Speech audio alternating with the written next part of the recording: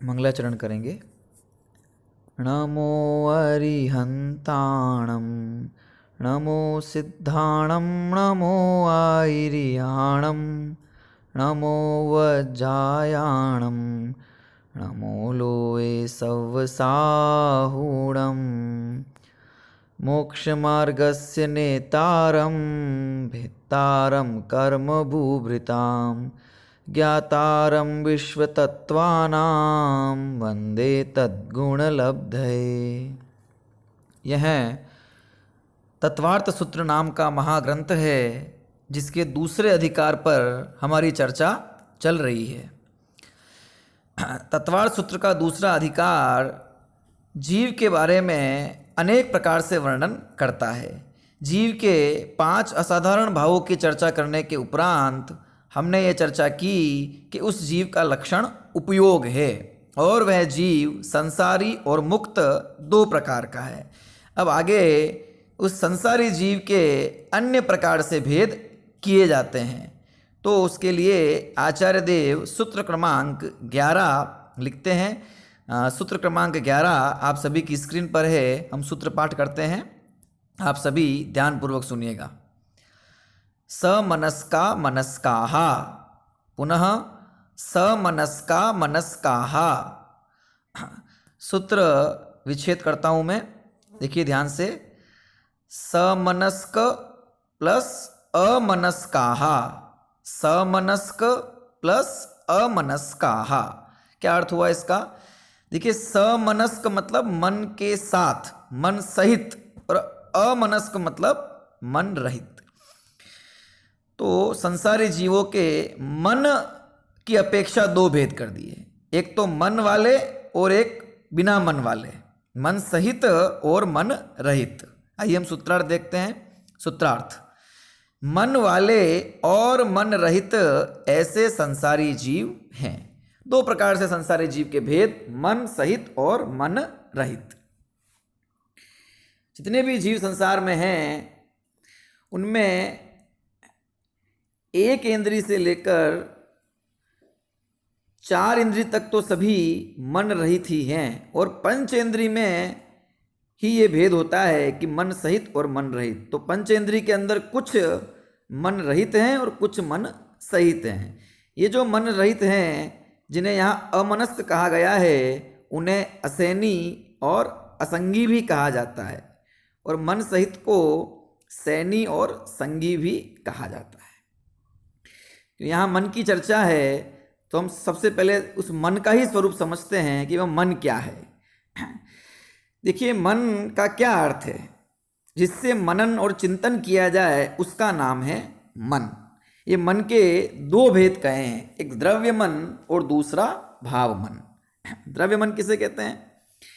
जैसे हमारे शरीर में स्पर्शन, रसना, घ्राण, चक्षु, कर्ण आदि इंद्रियां विद्यमान हैं, उसी प्रकार से ये मन भी हमारे हृदय स्थान के मध्य में विद्यमान एक पुद्गल की रचना है, जिसका आकार 8 पंखुड़ियों वाले खिले हुए कमल के समान शास्त्रों में बताया है।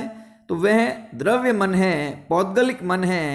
वह हमें दिखाई नहीं देता क्योंकि वह अत्यंत सूक्ष्म परमाणुओं से बना हुआ एक सूक्ष्म स्कंद रूप मन है, जो कि हृदय स्थान में विराजित है। इस प्रकार से इन अन्य इंद्रियों के माध्यम से देखने, सूंघने, चखने आदि का ज्ञान इस जीव को होता है। यद्यपि ज्ञान तो वह आत्मा का ही है, तथापि ये निमित्त भूत कही जाती है। उसी प्रकार से विचार करने में जो निमित्त भूत है उसे द्रव्य मन कहा जाता है। अभी दूसरा भाव मन। तो भाव मन क्या है? द्रव्य मन तो वो शरीर की रचना हो गई, 8 पंखुड़ियों वाले कमल वाली रचना, और भाव मन है कि उसके निमित्त से जो आत्मा को होने वाला ज्ञान है। भाव मन के योग्य आत्मा के जो ज्ञान की विशुद्धि है, ज्ञान का जो उगाड़ है, उसी का नाम है भाव मन। तो हम ये कहेंगे कि द्रव्य मन मतलब शरीर और भाव मन मतलब ज्ञान स्वरूपी आत्मा। तो ये द्रव्य मन और भाव मन का स्वरूप है। आगे हम उस मन के क्या कार्य हैं उसी को समझेंगे, देखेंगे। तो क्या कार्य है मन का? मन का कार्य क्या है? विचार में निमित्त भूत होना। ठीक है, तो वह मन अर्थात मन के निमित्त से होने वाले विचार आदि, वे जिसके पाए जाए वह समनस्क संगी, और जिसके न पाया जाए वो अमनस्क असंगी। सो कैसे हम सब, वो तो द्रव्य मन तो हमने समझ ही लिया है ना, कि द्रव्य मन क्या था कि अष्टदल आकार है, खिले हुए 8 पंखुड़ियों के खिले हुए कमल की तरह एक रचना है हृदय स्थान के बीचों बीच, जो कि दिखाई नहीं देती है ना, क्योंकि अत्यंत सूक्ष्म परमाणुओं से बनी हुई है और सूक्ष्म स्कंद है। और दूसरा है भाव मन। तो भाव मन क्या है? ये भाव मन उस इंद्री के निमित्त से होने वाला जो ज्ञान है, आत्मा का ज्ञान, क्योंकि ज्ञान तो आत्मा से होता है ना, इन 5 इंद्रियों मन से नहीं होता है, ये तो निमित्त है खाली। तो मन के निमित्त से होने वाला जो ज्ञान, जो विचारणा इत्यादि इत्यादि रूप जो ज्ञान है, उतना जो ज्ञान का क्षयोपशम है ना, 5 इंद्रियों मन से निमित्त से होने वाला मति ज्ञान इत्यादि है ना, तो वो जो मन है, उस मन के निमित्त से होने वाला जो ज्ञान क्षयोपशमी ज्ञान है, उस ज्ञान का नाम, उस आत्मा की उस ज्ञान की विशुद्धि का नाम भाव मन है। तो हम ये कह सकते हैं कि द्रव्य मन मतलब शरीर और भाव मन मतलब ज्ञान, आत्मा। तो ये द्रव्य मन और भाव मन 2 भेद बन जाते हैं। ठीक है, अब प्रश्न खड़ा होता है कि मन का कार्य क्या है? क्या है मन? मन होता क्या है? होता है कि भी नहीं होता है? कि खाली बात है, क्योंकि आपने बताया ना दिखता तो है नहीं, तो ये होता है कि भी नहीं होता है? अरे है तो फिर क्या कार्य है इसके? ये सारी बातें हमारे दिमाग में आती है। वैसे तो हम सब मन वाले जीव हैं, हम सभी के मन हैं, और आज मेरा मन नहीं लग रहा, मेरा मन हो रहा है मैं ये काम करूं, मेरा मन हो रहा है मैं पढ़ूं लिखूं, इस प्रकार के वाक्यों का प्रयोग हम सब करते हुए देखे जाते हैं। तो अभी मन के बारे में हमारे मन में कई प्रश्न खड़े होते हैं, तो हम प्रयास करते हैं, जानते हैं उस मन के कार्य को। जब मन के कार्य को जानेंगे तो फिर हमें मन भी समझ में आएगा और आत्मा भी समझ में आएगा। सबसे पहले मन शब्द देख लीजिए। जिसके द्वारा मनन किया जाए उसका नाम मन। मन शब्द है ना, जिसके द्वारा मनन किया जाए उसका नाम है मन। ये हो गई एक बात। मनन, मनन का अर्थात किसी भी विषय के ऊपर लगातार चिंतन करते रहना, सोचते रहना, वो मनन है ना। मनुष्य मनुष्य को मनुष्य कहने के पीछे ये भी एक कारण है कि जो मन वाला हो वो मनुष्य है ना। मनुष्य, मन से युक्त मनुष्य, ऐसा भी व्युत्पत्ति मिलती है। दूसरा देखिए, जो हित और अहित का विशेष विचार करने में सक्षम हो उसका नाम मन। ठीक है, जब यहाँ मन की बात की जा रही है ज्ञानात्मक रूप से, तो भाव मन यानी कि आत्मा की जो ज्ञान है उसको हमें उपादान कारण में लेना है, मेन वो है, और उसके निमित्त भूत जो द्रव्य मन है उसको निमित्त में ग्रहण करना है। ये बात विशेष ध्यान रखनी है ना, क्योंकि वो तो पुद्गल है, द्रव्य मन तो पुद्गल में थोड़ी ज्ञान है, उससे थोड़ी ज्ञान होने वाला है ना। तो हित और अहित का विचार करने में जो विशेष निमित्त भूत हो उसका नाम है मन। हित और अहित का विचार मतलब कि मेरे लिए क्या अच्छा है और मेरे लिए क्या बुरा है, क्या करना मेरे लिए फायदेमंद होगा और क्या करना मेरे लिए नुकसानदायक होगा। मैं ऐसा करूंगा तो मुझे ऐसा ऐसा लाभ होगा और मैं ऐसा करूंगा तो मुझे इस प्रकार से हानि हो जाएगी। ये हर प्रकार से लगा लेना।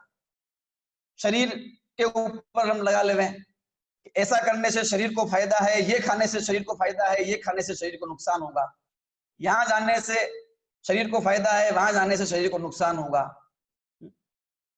ये गंध शरीर के लिए अच्छी है, ये गंध शरीर के लिए बुरी है इत्यादि। बाकी ये व्यक्ति मेरे लिए या मेरे परिवार के लिए अच्छा है या ये मेरे लिए बुरा है, ये घर, ये स्थिति, ये माहौल, ये मोहल्ला, ये सारी चीजें, ये बाहर की परिस्थितियां आदि हितकारी है और अहितकारी है, इस प्रकार का विशेष चिंतन। क्योंकि देखो सामान्य चिंतन तो मन रहित वाले जीव के भी होता ही है, अपने इष्ट और अनिष्ट की बुद्धि तो सभी जीवों के पाई जाती है।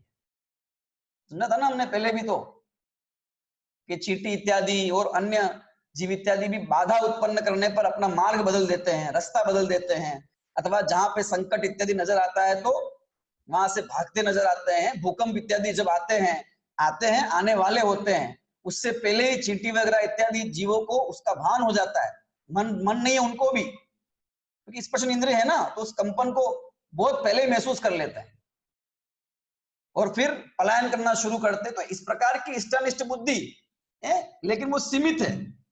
लेकिन जिसके मन है उसकी हित और अहित की बुद्धि बहुत विस्तृत है, मैं बहुत चिंतन कर सकता है, बहुत सोच सकता है, केवल इंद्रिय के आधार से नहीं, केवल अपना भला बुरा नहीं, वह अन्य का भला बुरा भी सोचता है।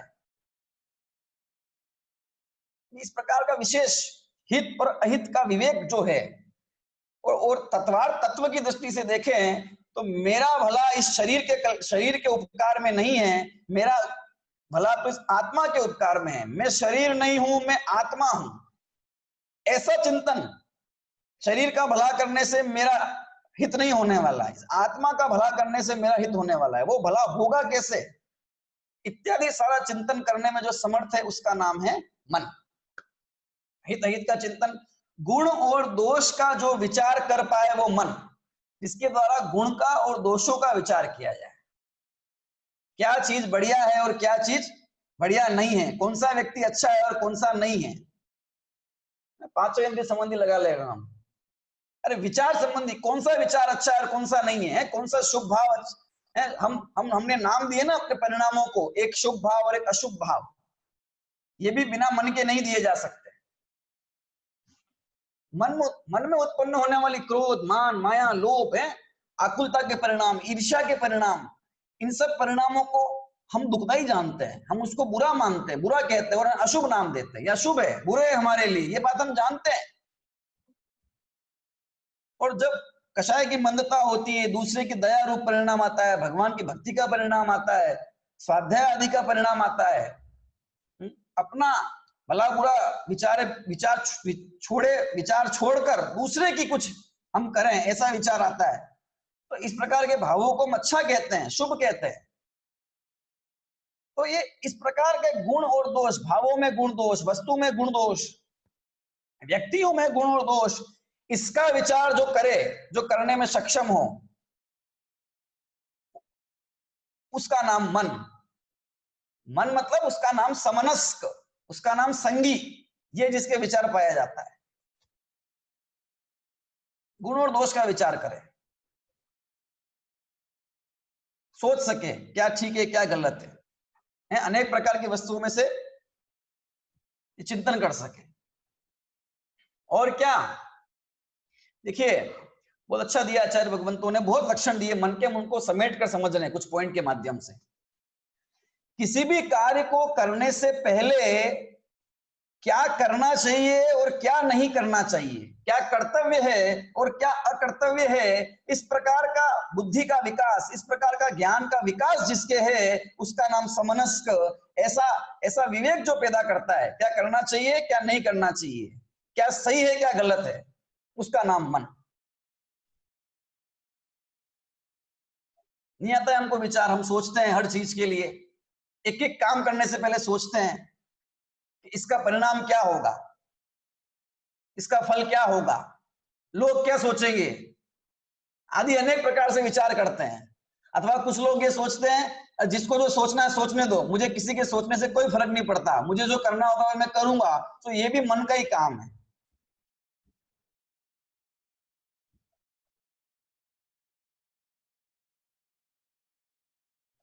ये भी मन का ही काम है। इस प्रकार से क्या कर्तव्य है क्या अकर्तव्य है, इस प्रकार का चिंतन जिसके शक्ति विशेष पाई जाए, ये कार्य करने में जो निमित्त भूत है, में द्रव्य मन, इस प्रकार का ज्ञान में भाव मन।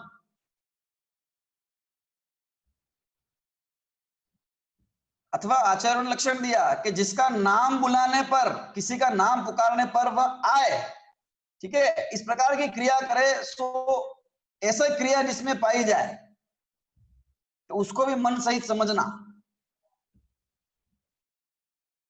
चींटी इत्यादि है, चार इंद्रिय जीव है, कितना ही उनका नाम, आप चींटी को चींटी बोलते रहो, चींटी इधर आ, चींटी इधर आ, आएगी क्या वो? पहली बात तो उसके कर्ण इंद्रिय नहीं है, तो उसे शब्द का कुछ ज्ञान होगा ही नहीं, बात ही खत्म, तो आने वाली नहीं है। जिनके कर्ण है उनमें भी जो मन रहित ऐसे जीव तो नाम पुकार, लेकिन जिनमें मन सहित, जैसे हैं, कुत्ते इत्यादि हैं, बंदर इत्यादि हैं, तो उनमें भी वैसे विशेष ज्ञान पाया जाता है। तो ये भी एक लक्षण दिया। और कि जो शिक्षा, उपदेश, क्रिया, आलाप आदि का ग्रहण करने में समर्थ है, उसका नाम है मन। और इस प्रकार के ज्ञान से जो समर्थ है उसका नाम है मनस्क, समनस्क है। शिक्षा, शिक्षा मतलब ज्ञान, पढ़ाया, जिसे पढ़ाया लिखाया जा सके, ज्ञान दिया जा सके, किसी भी क्षेत्र का सिखाया जा सके। शिक्षा मतलब क्या होता है? सिखाना, सीख, इसे सीख दी जा सके, सिखाया जा सके। शिक्षा को ग्रहण करने की क्षमता जिसमें हो वह मनस्वी है। मनस्वी, मन वाला, मनस्क है, समनस्क।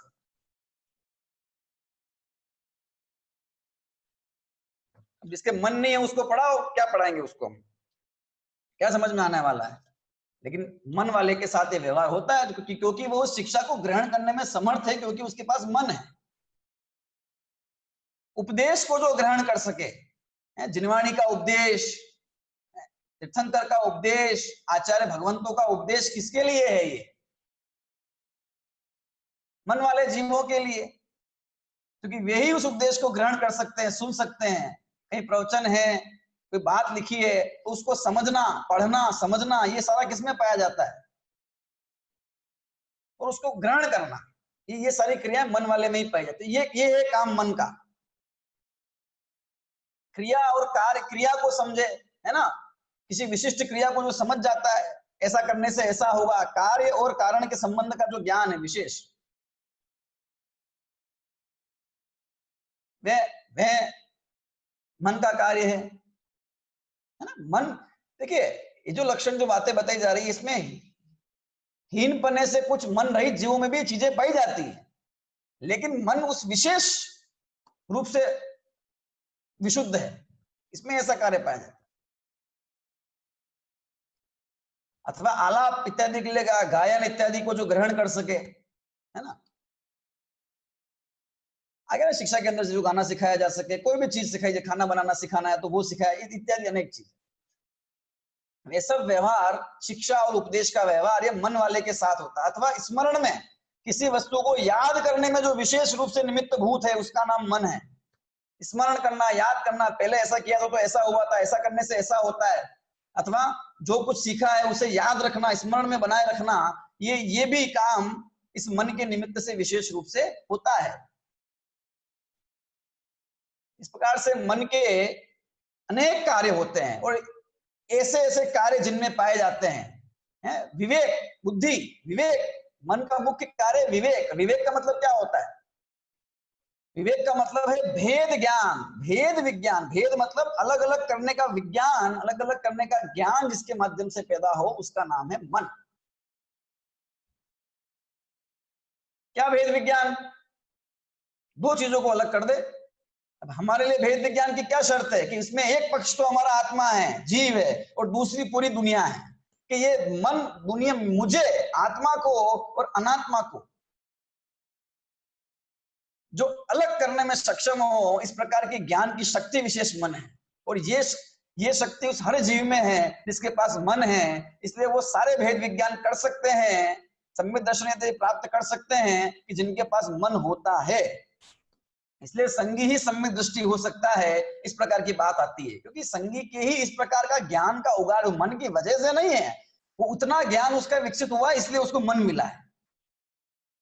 बाहर में स्थिति ऐसी बन गई, इसके ज्ञान का विकास जितना कम होता है, उसकी बाहर में इंद्रियां भी उतनी नहीं होती। तो इस प्रकार मन पाया जाता है।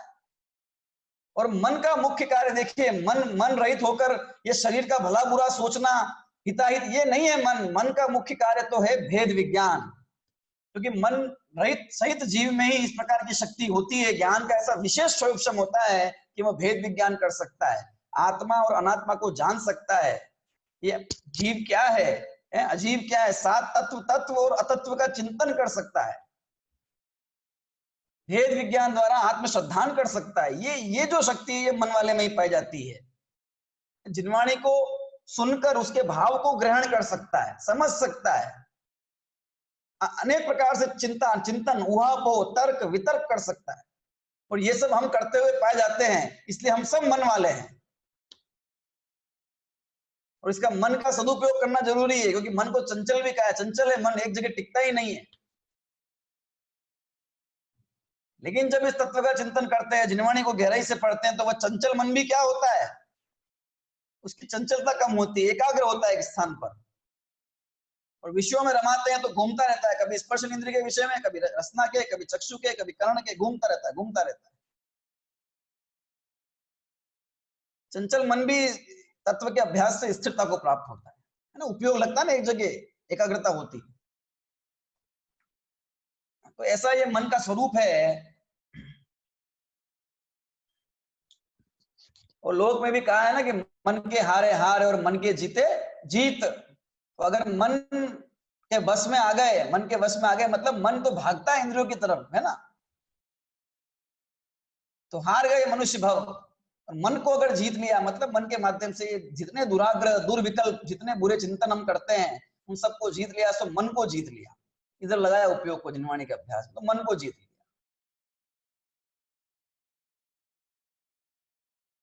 5 इंद्रियां जितने पाप नहीं करवाते उतना ये मन करवाता है, क्योंकि इसके माध्यम से अनेक प्रकार के कषायिक विकल्प करते रहते हैं। हालांकि जिनके मन नहीं उनके पाया जाता है, बोध होता है उनके भी, पर हम इसको समझ सकते हैं किस प्रकार से मन के द्वारा विशेष पाप और विशेष पुण्य दोनों भाव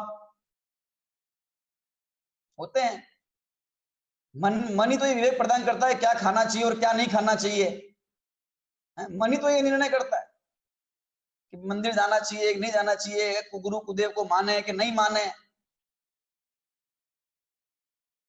आदि अनेक बातें हैं, सारी बातें ये मन से हमें चलती है पता। ठीक है, तो इस प्रकार से मन की प्रवृत्ति इस जीव के पाई जाती है। तो जिनके ये मन है वही समनस्क कहलाते हैं। और इस प्रकार का विचार, इस प्रकार का चिंतन, इस प्रकार हित और अहित का विवेक, और सबसे बड़ी बात भेद विज्ञान करने में जो सक्षम नहीं है, जिनके ज्ञान की ऐसी योग्यता ही नहीं है, जिनके ज्ञान का ऐसा विकास ही नहीं हुआ कि वो जो शरीर उन्हें प्राप्त है उस शरीर से रहित वो कोई शुद्ध ज्ञान तत्व है, कोई आत्मा है, ऐसा जान सके, ऐसा चिंतन कर सके, वे सब मन रहित अमनस्क कहलाते हैं। एक परिभाषा हम ये भी दे सकते हैं कि जो भेद विज्ञान कर सके वो समनस्क, और जो भेद विज्ञान न कर सके वो अमनस्क। ये हमारे काम का है। बाकी क्या करें हम जान के कि कुछ मन वाले हैं कुछ मन रहित वाले, हम क्या करें जान के, हम कौन है इसमें से, हमें तो अपन से मतलब है, खुद से मतलब है, और हैं तो क्या करें उससे मतलब है ना। तो इस प्रकार से ये हमने मन और मन रहित वाले जीव और मन सहित संगी असंगी सैनी और असैनी की चर्चा की है। तो ये समझ के हमें ये जानना चाहिए कि हम मन रहित वाले नहीं हैं, अभी हम मन वाले हैं, मन सहित वाले हैं। तो उस मन का उपयोग भेद विज्ञान में करें, तत्व को समझने में करें, हित और अहित को विचारने में। क्योंकि लोक में तो हम करते ही हैं, बहुत सोचते हैं क्या मेरे लिए अच्छा है क्या बुरा है, क्या करना चाहिए क्या नहीं करना चाहिए, ऐसा करूं वैसा करूं। तो इधर एक उपयोग लगाएं, भगवान आत्मा में स्वयं हूं तो उसके लिए क्या अच्छा बुरा है, उसके लिए क्या करना चाहिए क्या नहीं करना चाहिए इत्यादि विचार करेंगे। तो ये मन की मतलब मन की सार्थकता होगी, अर्थात वो जो शयोपशम हमें मिला है विशिष्ट, उसकी सार्थकता होगी। ठीक है, अब ये तो मन के साथ और मन से रहित पने से भेद किया। और देखिए समनस्क को पहले लिखा और अमनस्क को बाद में लिखा, तो किसी के मन में शंका हो सकती है कि ऐसा क्यों किया भाई कि मन समनस्क पहले, क्योंकि अमनस्क जीव तो ज्यादा है, समनस्क से तो बहुत ज्यादा है, तो फिर मतलब ज्यादा ऐसा क्यों किया, क्योंकि सारे निगूदिया जीव जितने भी वैसे अमनस्क ही है, चार इंद्रिय तक सारे। देखिए यहाँ पे उपयोग का प्रकरण चलता है ना, उपयोग की बात चलती है। तो उपयोग जो है, उपयोग की विशेषता मन वालों में पाई जाती है, और अमन वालों में ऐसी विशेषता नहीं पाई जाती। इसलिए यहाँ पर समनस को पहले लिखा, अथवा तत्व का विचार करने रूप चिंतन सम्यक दर्शनादि प्राप्त, बात चल रही सम्यक दर्शन की, मन वालों में होता है, अमन वालों में नहीं होता है, इसलिए इस प्रकार का भेद किया है। ठीक है, देखिए अब आगे उन्हीं संसारी जीवों को दो प्रकार के भेदों में और बांटते हैं। सूत्र नंबर 12, ये देखिए आपकी स्क्रीन पर आपके सामने है, देखिए सूत्र पाठ करता हूं, सभी सुनेंगे ध्यान से। संसारिणस्त्रस स्थावराः, पुनः संसारिणस्त्रस स्थावराः, संसारिणस्त्रस स्थावराः। सूत्र विच्छेद करते हैं हम। देखिए संसारिणः प्लस त्रस संसारिणः प्लस त्रस डैश स्थावराः, संसारिणः प्लस त्रस डैश स्थावराः। देखिए संसारिणः मतलब संसारी जीवों के, संसारियों के ये दो भेद और होते हैं। कौन कौन से? एक त्रस और दूसरा स्थावर। त्रस और स्थावर ये दो प्रकार के भेद और होते हैं। देखिए इसका अर्थ देखते हैं हम, सूत्रार्थ। तथा संसारी जीव त्रस और स्थावर के भेद से दो प्रकार के हैं। ऊपर वाला भी भेद संसारी का ही है, ध्यान रखना है ना, और ये नीचे वाला भी संसारी का, तो उनके दो भेद कर दिए, एक त्रस और एक स्थावर।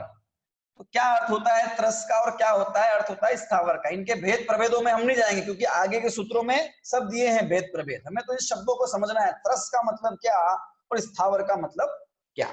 ठीक है, आइए देखते हैं त्रस का मतलब। देखते हैं सबसे पहले त्रस की शाब्दिक व्युत्पत्ति देखते हैं, क्या है त्रस का मतलब। त्रस्यन्ति इति त्रसाः, त्रस्यन्ति इति त्रसाः। त्रस्यन्ति मतलब जो हलन चलन करते हैं, भागते फिरते हैं, त्रास के मारे जो दौड़ते भागते हैं, चलते फिरते हैं, है ना, उसका नाम है त्रस। ठीक है, स्थावर का मतलब देखिए, फिर हम इन जो व्युत्पत्ति की है इसका उहापोह करेंगे, इसको समझेंगे कि भाई क्या है ये, हमारे यहाँ स्वीकार है नहीं है, क्या है स्थावर। स्थावर का मतलब क्या होगा? स्थानशीलाः स्थावराः। क्या व्युत्पत्ति हो गई? स्थानशीलाः स्थावराः, जो स्थानशील हो, स्थित रहे, एक जगह पर स्थित रहते हैं, स्थानशील है, उसका नाम है स्थावर। जो हलन चलन करता है उसका नाम तो त्रस, गमनागमन करता है, और जो स्थिर रहता है उसका नाम स्थावर। ऐसे इन शब्दों की शाब्दिक व्युत्पत्ति होती है, शब्द का अर्थ निकलता है। लेकिन अगर हम इनका यही अर्थ ग्रहण कर लें तो फिर क्या होगा कि तो फिर इस त्रस और स्थावर का जो लक्षण है उसमें विसंगति आ जाएगी। कैसे आ जाएगी कि देखिए त्रस्यन्ति इति त्रसाः, अगर हम सिर्फ यही अर्थ ग्रहण करेंगे कि जो हलन चलन करता है दुख के मारे, त्रास के मारे, वो सब त्रस है, तो फिर आचार्य देव लिखते हैं कि गर्भ में स्थित जीव, अंडे में स्थित जीव, मूर्छित जीव और सोया हुआ जीव, ये भय के कारण मिलने पर भी हिलते नहीं है। गर्भ में जो स्थित जीव है वो वही रहता है स्थिर, कहां जाता है? तो माता का गमन होता है तो होता है उसका, है? अंडे में अंडा पड़ा हुआ है, उसमें भी जीव है। मूर्छित हो गया, बेहोश हो गया कोई जीव है, कोई व्यक्ति बेहोश हो गया, अभी वो त्रस है कि स्थावर है? क्या है? पड़ा हुआ यूं का यूं, बेहोश बिल्कुल। कोमा में कोई जीव है, पड़ा हुआ यूं का यूं, कुछ भी शरीर का अंग नहीं हिल रहा, कुछ नहीं हो रहा है, बेहोश पड़ा हुआ बिल्कुल, वो त्रस है कि स्थावर है। अथवा नींद में कोई व्यक्ति सोया हुआ है, बहुत गहरी नींद में,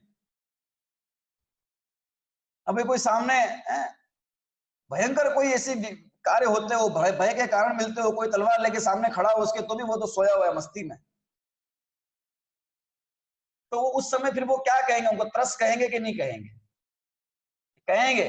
तो फिर त्रस की इस सिर्फ इसी व्याख्या से हम त्रस को समझें तो ये विसंगति हो जाएगी। इसलिए आचार्य देव कहते हैं कि जिनके त्रस नाम कर्म का उदय पाया जाए उनको त्रस जीव कहा जाता है। किसे कहा जाता है त्रस जीव?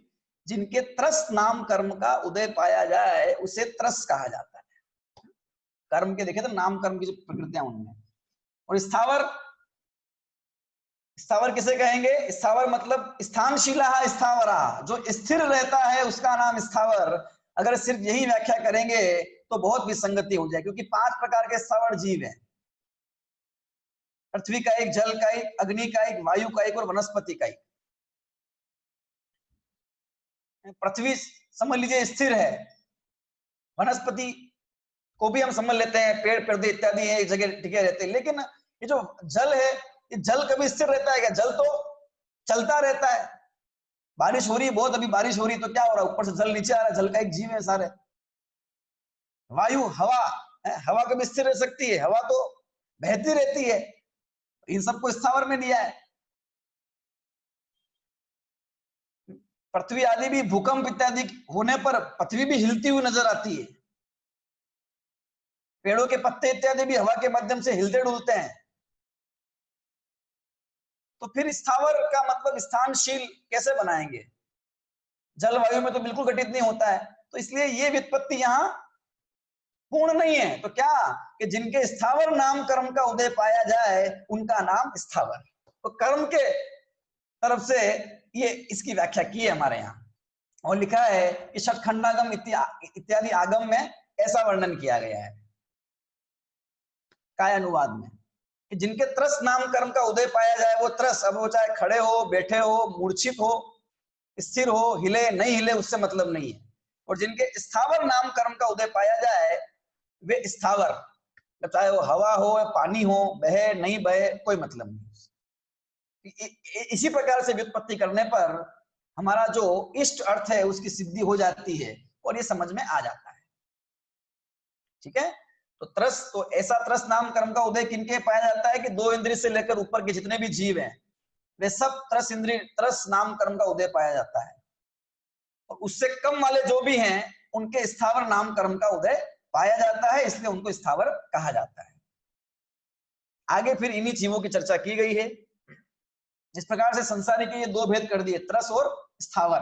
ठीक है, तो ये उनके नाम कर्म के उदय की अपेक्षा ये उनके भेद की, इस प्रकार से हमको समझना चाहिए। ठीक है, यहाँ भी त्रस को पहले रखा और स्थावर को बाद में रखा। सूत्र के अंदर त्रस पहले लिखा और स्थावर बाद में लिखा। तो भी किसी का प्रश्न हो सकता है कि भी स्थावर 1 इंद्रिय वाले होते हैं तो 1 इंद्रिय 2 इंद्रिय ऐसा क्रम है ना, 1 2 3 4, तो पहले स्थावर को रखना चाहिए था, फिर बाद में त्रस को रखना चाहिए था। तो यहाँ भी देखिए 2 बातें हैं। पहली बात तो उपयोग की चर्चा चलती है, तो जो त्रस काय जीव होते हैं, त्रस जीव होते हैं, उनमें उपयोग की विशेषता है, उनमें ज्ञान का उगाड़ ज्यादा है, विशेष है। 2 इंद्रिय से 3 इंद्रिय में ज्यादा, 3 से 4 में ज्यादा, 4 से असंगी में, असंगी से संगी में। इसलिए उस ज्ञान की पूज्यता के कारण, उपयोग का प्रकरण होने के कारण, इनमें उपयोग की विशेषता होने के कारण त्रस को पहले लिखा, और स्थावर में बहुत मंदता है ज्ञान की तो उनको पीछे रखा। दूसरा नियम व्याकरण का भी है। व्याकरण में नियम है ना, अल्पाच तरम, जिसमें अल्प अच होते हैं। अल्प अच मतलब स्वर, जिस शब्द में कम स्वर होते हैं उसको पहले लिखा जाता है। तो यहाँ त्रस और स्थावर 2 शब्द हैं। त्रस में तो स्वर बहुत कम है, स्थावर में ज्यादा है, तो इस नियम से भी ये त्रस शब्द को पहले और स्थावर को बाद में रखा जाता है, क्योंकि जब जब व्याख्या की जाती है तो हर चीज को समझा जाता है। प्रश्न खड़ा होता है, हो सकता है। और हमारे यहाँ कई बार, जैसे पहले सूत्र देखा हमने, सम्यक दर्शन ज्ञान, वहां दर्शन प्रश्न खड़ा किया था, भाई दर्शन में तो ज्यादा स्वर है, ज्ञान में कम है, तो इसको पहले क्यों रखा? तो वहां पूज्यता कारण है। ऐसा हमने बहुत जगह देखा कि किसी न किसी हेतु से, है ना, किसी न किसी कारणवश उसको जो जिसकी महानता हो, जिसका विशेष इसकी कार्य हो, विशेषता हो, तो उसको फिर पहले रखा जाता। तो इस प्रकार से 2 प्रकार से त्रस शब्द को पहले रखा गया है, स्थावर को बाद में रखा गया है। इस प्रकार से संसारी जीव के 2 प्रकार से भेद प्रभेद, एक तो समनस्क और अवमनस्क, मन सहित और मन रहित, जो हमने देखा, और एक त्रस और स्थावर, त्रस नाम कर्म और स्थावर नाम कर्म के उदय से भी ये संसारी जीवों के 2 भेद हो जाते हैं, एक त्रस और एक स्थावर। ठीक है, अनंत भगवान कौन से जीव हैं? त्रस है कि स्थावर हैं? वे भी त्रस कहलाएंगे, कि पंचेंद्रिय है ना, तो वो त्रस में आएंगे। ठीक है, और समनस्क और अमनस्क को देखेंगे तो समनस्क किस में आएंगे कि वे त्रस में आ जाएंगे, और अमनस्क में दोनों आ जाएंगे, त्रस भी और स्थावर भी। तो इस प्रकार से हम इसको समझ सकते हैं, ये जीवों के भेद प्रभेद हैं। ठीक है, जीवों के भेद प्रभेद भेदों में उलझाने के लिए नहीं, अभेद के स्वरूप के संवेदन के लिए